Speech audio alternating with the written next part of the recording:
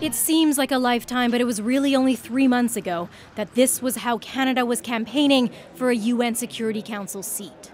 People look to Canada as a trusted partner. Like most other things these days, the pleading for crucial votes is now virtual. But networking on Zoom actually has its upsides. It allows us to reach more people without having to go very far. And Canada is very much leaning into the coronavirus crisis, trying to use the pandemic to show this country, a G7 and G20 member, can bring allies together when others are faltering.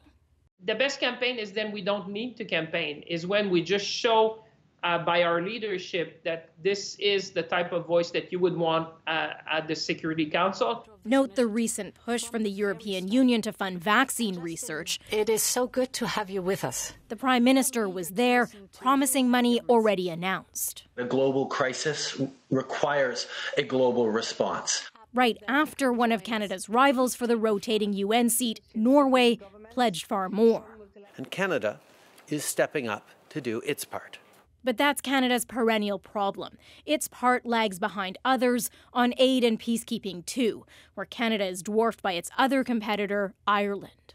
Our failure on that front is our most serious Achilles heel in seeking the seat. Making the revamped pitch more complex, the optics of promising virus recovery aid elsewhere when so many Canadians are struggling. And so the message is careful.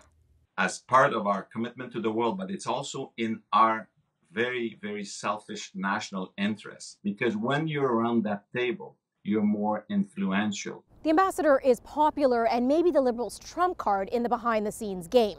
But if Canada loses, it will be seen as a failure for this Liberal government, even in these unprecedented times.